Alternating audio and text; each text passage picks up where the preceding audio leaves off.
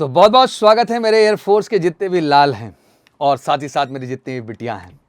आज exactly video बहुत खास है क्योंकि इनटेक 1/2025 की सारी प्रक्रिया डन हो चुकी है और एग्जैक्टली अब ज़रूरत है जानने की किस नंबर ऑफ वैकेंसीज़ क्या होंगी, कितने कैंडिडेट शॉर्टलिस्ट हो चुके हैं, कितना नाम पीएसएल में आएगा, कितने नाम इनरोलमेंट में जाएंगे सर, और फाइनली कितने कैंडिडेट्स की ज्वाइनिंग होगी सर, कट ऑफ कितना इंक्रीज़ कर सकता है सर। बहुत सारे प्रश्न हैं। वैसे डिटेल्ड एनालिसिस तो कहते हैं कि पीएसएल के बाद होनी चाहिए, बट आप लगातार पूछ रहे थे तो आपके लिए तो जान हाजिर है और मैं वीडियो फिर से लेके हाजिर हूँ एक डिटेल वर्जन में। हाँ, इस वीडियो के अंतर्गत ये कह सकते हैं कि बहुत ज़्यादा तो ड्रास्टिक चेंज नहीं आएगा, बट मोटा मोटा ऐसा ही कुछ देखने को मिलेगा। चलिए इसको क्रमशः हम लोग प्रॉपर तरीके से एनालाइज करते हैं और गहराई से समझते हैं सारी चीज़ों को सिस्टमैटिक वे में बिल्कुल। और सबसे बड़ी बात की वैकेंसी एक बड़ा सस्पेंस हमेशा होता है, बट एक मोटा मोटा आंकड़ा तो लेके दिमाग में हम लोग चलेंगे ही। आज बेसिकली मैं मेल कैंडिडेट का एनालिसिस यहाँ पे दूंगा, फिर सेकंड फेज में मैं फीमेल कैंडिडेट्स का भी एनालिसिस दे दूंगा। मोटा मोटा जो एक्सपेक्टेशन अभी तक रखी गई है सामने, जो एनालिसिस हमें दिया गया है कि 2250 के आसपास सर वैकेंसी मान के चलिए। बहरहाल ये फिक्स नहीं कहा जा सकता है, ये वैकेंसी बढ़ भी सकती हैं बच्चा, to be very honest I am telling you, but एक मोटा मोटा आंकड़ा इसी पे बेस बना के हम डिस्कस करते हैं। अब इसमें लाजमी सी बात है, गर्ल्स कैंडिडेट की भी सीट होंगी भाई 250 के आसपास तो उनकी रहेंगी ही। बाकी बॉयज़ का बढ़ जाएगा एक्स एंड वाई कैटेगरी में, और 250 में गर्ल्स का भी बढ़ जाएगा एक्स एंड वाई कैटेगरी में। लेकिन फिर आपका प्रश्न ये उठता है सर कि एयरफोर्स में तो हम लोग कम से कम सर 1450 तो मान के चलें ही सर, मतलब 1450 भी हो सकता है, वो 1750 भी हो सकता है, और वाई में सर 900 के पास तो हम आसपास मान के ही चलें सर। तो उस हिसाब से देखिए तो ग्राफ यहाँ चेंज हो रहा है, क्योंकि 250 लड़कियाँ भी है, तो 2250 का आंकड़ा कैसे सेट होता है? तो 2250 का आंकड़ा इस केस में देखा जाए तो सेट नहीं हो रहा है। इसमें थोड़ी सी नंबर ऑफ वैकेंसीज इस बार बढ़ेंगे टेक्निकली, एंड हमारी जो टेक्निकल एक्सपेक्टेशन अभी तक है वो ये है कि वाई ग्रुप में तो 900 के आसपास ही देखने को मिलेगा, बट जो एक्स ग्रुप है इस बार हमारी जो एक्सपेक्टेशन है वो 1650 के आसपास की है, और 2550 इसको मैं मान ले रहा हूँ, और 250 उसको जोड़ने तो लमसम 2800 के आसपास जो है एक वैकेंसी का ओवरव्यू वर्जन निकल के हमारे सामने कंफर्म तरीके से आ रहा है। अब आते हैं एनालिसिस पे। जैसे मैं देखूं कि जितने भी हमारे फेज 1 के अंतर्गत एससी सेंटर थे, चाहे वो बिहटा हो, अम्बाला हो, दिल्ली हो, जोधपुर हो, कानपुर हो, बेंगलुरु हो, 5 दिन प्रक्रिया चली थी पहले फेज में, आपको अच्छे से याद होगा। इस प्रक्रिया में आपने ध्यान से देखा होगा कि रिपोर्टिंग जितनी होनी थी वो नहीं हुई, बच्चे एब्सेंट भी रहे। 300-350 बैच की रिपोर्टिंग होनी थी, कहीं 250 हुए, कहीं 300 हुए, कहीं 225 हुए, और फाइनल होते होते मान लीजिए कि आप जो है हर सेंटर पे एक औसत हम मान लेते हैं कि 140 के हिसाब से पर डे बच्चे हुए, एक मैक्सिमम आंकड़ा मैं उठा लेता हूँ। तो अगर 5 दिन का अनुमान लगाएं तो लमसम जो है 700 के आसपास हो गए। अब 700 हैं तो लाजमी सी बात है कि भाई 700 कानपुर भी हो गया, जोधपुर भी हो गया, दिल्ली भी हो गया, अम्बाला भी, बीटा भी। तो एक तरीके से आप मान के चलिए कि भाई हम इसको अराउंड 7×5=3500 इसको मान लेते हैं। बाकी बेंगलुरु वाला हम जोड़ लेते हैं तो बेंगलुरु का जो आंकड़ा हमें समझ में आ रहा है वो 3 दिन चला था वहाँ पे, तो उसका भी मोटा मोटा हम लोग रख लेते हैं 400 के आसपास। तो ये 3900 के आसपास ये गेम हो गया।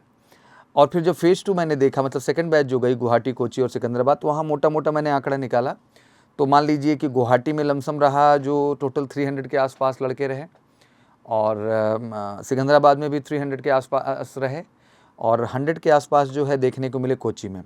तो एग्जैक्टली टोटल 700 के आसपास ये हो गए। तो 3900 प्लस ये 700 मिला के टोटल बन गया लमसम 4600 का टोटल एक मोटा मोटा आंकड़ा यहाँ निकल के आ रहा है।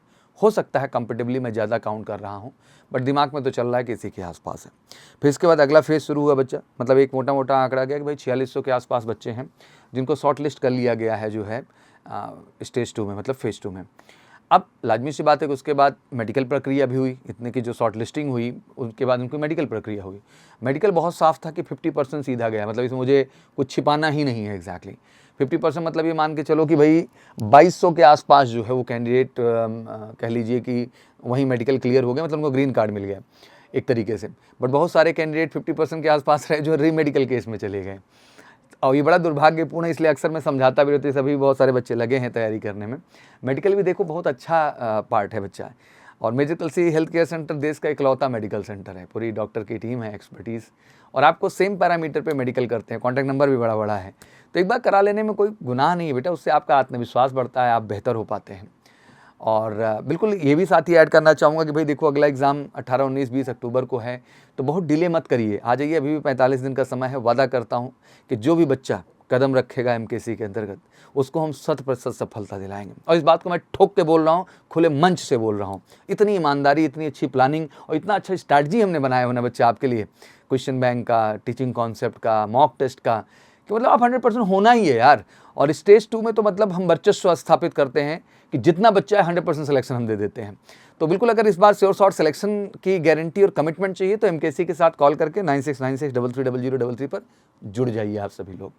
अब सोचो इतने लोग क्लियर हो गए, अब इतने बच्चे जो है रीमेडिकल केस में गए। अब भाई रीमेडिकल भी वहाँ करने जाएंगे अगर वो लोग, तो उसका भी तो एक औसत निकालना पड़ेगा। तो भाई मान के चलो कि भाई रीमेडिकल के बाद भी हम एक औसत मान के चलते हैं कि वहाँ भी केस जो देखने को मिले कि अराउंड आप उसमें भी 50% के आसपास तो मान के चलिए कि बच्चे जो हैं वो शॉर्टलिस्ट कर लिए जाएंगे, मतलब 50% के ही आसपास बाहर होंगे, उससे ज़्यादा नहीं होंगे। तो अगर इसका आंकड़ा हम लोग निकालें तो भाई जो 2200 के आसपास बच्चे थे, तो लमसम 1100 और जोड़ लीजिए, मतलब 2200 पहले फ्रेम में आ गए, 1100 दूसरे फ्रेम में आ गए। मतलब टेक्निकली देखा जाए तो लमसम 3100 जो है कैंडिडेट की यहाँ शॉर्ट लिस्टिंग आप होते हुए देख रहे हैं, जो फाइनली क्लियर हैं, कहीं से कहीं तक कोई कन्फ्यूज़न नहीं है। अब 3100 का जो आंकड़ा है और वैकेंसी को हम ध्यान से देख रहे हैं, तो मैंने कहा ही था कि भाई इसमें एक्स के भी लोग हैं और इसमें वाई के भी लोग हैं, ठीक है ना। ऑब्वियसली एक्स के लोग ज़्यादा होंगे टेक्निकली यहाँ पे, और एक्स की वैकेंसी भी, जैसे मैंने कहा कि इस बार हमारी पूरी एक्सपेक्टेशन 1650 के आसपास का आंकड़ा मैंने रखा है और वाई का 900 के आसपास रखा हुआ है, तो 2550 हुआ। 2550 इधर वैकेंसी, 3100 की शॉर्ट लिस्टिंग है। तो अब इस केस में कट ऑफ तो बढ़ना भाई लाजमी है, इसमें कोई कहने की बात नहीं है। तो जो मैं मोटा मोटा भी मार्क्स देख पा रहा हूँ, जैसे 32 मार्क्स बच्चों को देखने के मिल रहे थे एक्स कैटेगरी में, और वाई में 36.50 का मार्क्स था। तो मेरा ये मानना है कि कम से कम 1 से 2 नंबर, मतलब मैक्सिमम 32 से लेकर 34 के बीच में कट ऑफ जाएगा। मतलब 34 से ऊपर की एक्सपेक्टेशन हमारी नहीं है, 34 तक का कट ऑफ जाने के पूरे चांसेस हैं। और वाई की बात करें अगर 36.5 है तो इसमें 1 नंबर हम मान सकते हैं। 1 नंबर भी मैं नहीं रखता एग्जैक्टली, इसको मैं 0.50 रखता हूँ, ठीक है ना। 36.50 से मुझे 37 का जो है आंकड़ा यहाँ देखने को मिल रहा है। इस पूरी प्रक्रिया में बहुत सारे बच्चे ऐसे भी हैं जिनकी ज्वाइनिंग भी हो जाएगी, मैं ये भी आपको स्पष्ट करना चाहता हूँ। तो लाजमी सी बात है कि ऐसा नहीं कि पूरे पूरे चले ही जाएंगे जितने शॉर्ट लिस्ट हो गए हैं, इसमें भी बहुत सारे बच्चे कटेंगे। तो अभी ग्राफ ये है कि बहुत ज़्यादा कट ऑफ बढ़ने का आप लोग ना सोचिए, ठीक है ना। जो भी हैं अगर इतना स्कोर है तो तैयार रहिए 32 से 34 के बीच में, वो तो है ही तभी शॉर्ट लिस्ट हुई हो। तो बहुत ज़्यादा कट ऑफ नहीं बढ़ेगा, 1 नंबर हमको अब के लग रहा है, इससे ज़्यादा हमको कोई स्कोप दिखाई नहीं दे रहा है, ठीक है ना। ये तो रहा पूरा बॉयज़ का कहानी, आप लोग स्पष्ट समझ गए हैं, क्लियर हो गया पूरा ग्राफ। पहला जो है शॉर्ट लिस्टिंग हुई, फिर भाई लमसम उसमें हमने 4400-4500 का आंकड़ा दे दिया आपको। फिर मेडिकल हुआ, 50% पूछने की ज़रूरत नहीं मुझसे, आप खुद समझदार हो। 2200 के आसपास रख लिया मैंने शॉर्ट लिस्टिंग में, 2200 जो है रीमेडिकल में रखा। रीमेडिकल में आप भी अच्छे ढंग से जानते हो उसमें भी 50% से ऊपर का आंकड़ा नहीं जाता है, मैंने अक्सर देखा है। तो मिला के वही जो मैंने आंकड़ा आपको दिया कि टेक्निकली 31-3200 बच्चों का पूरा सिचुएशन और ग्राफ यहाँ पर दिखाई दे रहा है। यही फैक्ट है एक्चुअली जो मुझे आपको समझाना था। और वैकेंसी 2550 के आसपास एक्सपेक्टेशन है। अब यहाँ गर्ल्स कैंडिडेट कह रहे होंगे सर हमारा भी एनालिसिस चाहिए हमें, तो चलिए गर्ल्स का भी डिटेल एनालिसिस बना दूंगा अगले वीडियो में। बट तब तक के लिए यही कहना चाहूँगा मेरे लाल कि जो इस स्कोर क्राइटेरिया में आ रहे हैं बिल्कुल कॉन्फिडेंट रहिए, ये वाला भी एग्ज़ाम दीजिए, अपने आप को ब्रेक करने की ज़रूरत नहीं है। 45 दिन का स्पेशल सेशन हमने शुरू किया है एयरफोर्स के लिए स्पेशली, एक ही कमिटमेंट और वादे के साथ कि जो बच्चा हमारे कैंपस का हिस्सा बनेगा उसका 100% सफलता दिलाएंगे, रिटन में भी, फिजिकल में भी, जीडी में भी और मेडिकल में भी, और सबको बेलगामी कर्नाटका पहुंचाएंगे, हम वादा करते हैं। तो ये डिटेल थी जो मुझे आपको बतानी थी एक छोटी सी वीडियो में। बाकी कोई क्वेरीज हो तो कमेंट सेक्शन में मेंशन करिएगा, फिर अगली वीडियो हम लेके हाजिर होंगे और डिटेल इस पर डिस्कस करेंगे। बट ये मोटा आंकड़ा था जो मैंने आपके सामने रख दिया, आशा करता हूँ आप सहमत होंगे। बाकी वो कोई ओपिनियन हो तो आप लोग भी मेंशन कर सकते हैं, आपका आदेश तो हमेशा सर आँखों पे रहता है। बाकी गर्ल्स कैंडिडेट टेंशन न लें, जल्दी आपका भी डिटेल अपडेट लेके आपके सामने हाजिर होगा। Thank you so much, wish you good luck, जय हिंद, जय भारत।